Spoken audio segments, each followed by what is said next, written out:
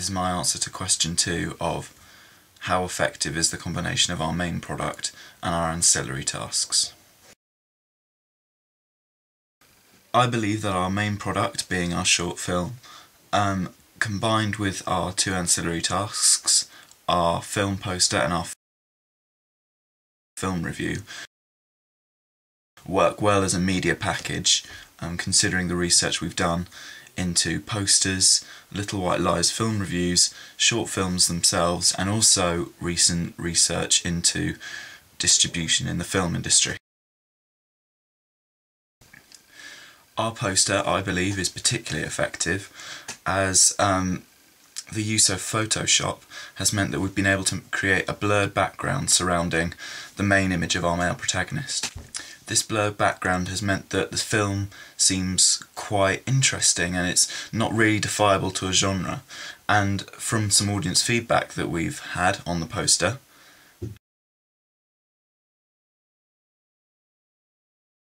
it would seem that our film is particularly effective in raising questions in an audience, which would suggest that our film would be able to bring an audience in.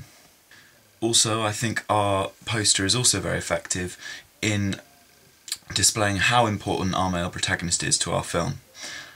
From another example which I researched, the poster for Richard Ajuade's 2010 film Submarine also features a similar layout. The male protagonist featured central to the poster with the text of the film, a title, tagline and studio block around the edges. This effect raises questions over who the male protagonist is and does not give away too much about him, which means that an audience would be drawn into this character.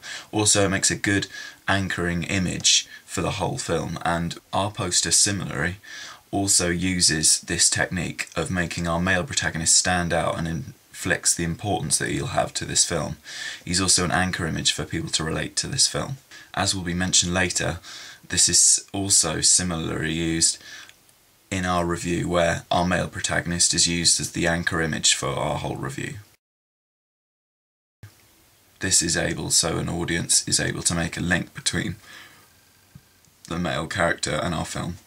However, there are some weaknesses to our poster that I would say, such as that there are some various grammar mistakes.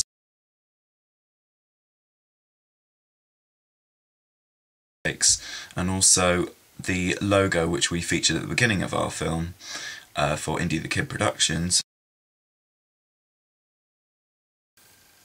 does not feature on our poster, and this would suggest that our film poster is not as effective as it could have been and is missing out vital bits that someone working in the film distribution industry would easily pick up on.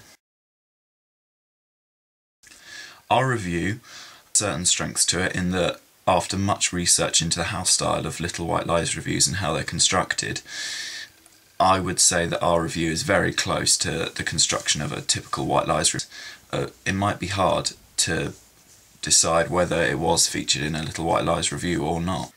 I think our review is also very effective, as even though it explains the plot of our film, as it's a very confusing storyline, it doesn't give too much away for the audience to think that they're not going to go see it. I think it still manages to draw the audience in and still appeals to our target audience of around 20 to 35 male film fans. Our film review does well to keep to the house style of a Little White Lies review, from the curved edges around the picture at the top of our review, to the scoring system which is featured in the bottom right hand corner of every Little White Lies review, to the way that the text is aligned into 3 columns, and to smaller details such as the 0 before every page number that is below 100. For comparisons of how well we've kept to the house style of a Little White Lies review, here's an example from a Little White Lies review recently of The Artist. As you can see, we've kept to the same style, such as the curved edges around the anchor image, the size of the text of the film title compared to the size of the main copy of the art. However, there are some limitations to how effective our review is. I would say that our review dwells too much on the soundtrack of the film, posting its similarities to contemporary bands such as Woo Life, who Little White Lies' target audience and main readership of 25 to 35-year-old males may not be interested in the similarities of our soundtrack to the music of a contemporary band now. This would suggest that our review isn't as effective as it could have been, and maybe dwells on features that Little White Lies would merely skip over or not feature so much for its main readership. I think in terms of pace in our film is very diverse in the amount of pace that our film offers. From the slower scenes, which would allow more thought-provoking, more poignant scenes, such as the pregnant teenage Christian girl scenes and the superhero scenes at the end. These scenes seem quite slow in their editing and allow for an audience to maybe dwell on the ideas and ideologies represented in this scene. However, our pace does pick up with scenes such as the bullied teen, where a lot of straight cuts are used to depict the amount of paranoia surrounding his thoughts. It's very important to bear in mind the movement from a very analogue filming system in the distribution companies to digital cinema, which has only really occurred in the last 20 or so years. I think this movement to digital cinema reflects how up-to-date our media package is.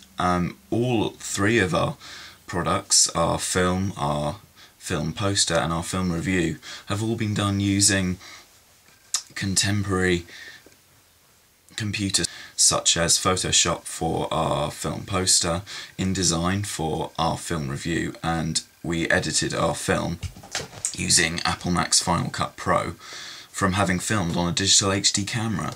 All of these digital factors in our film, I think, represent how effective our media package would be in the film distribution company, especially as a group of amateur filmmakers.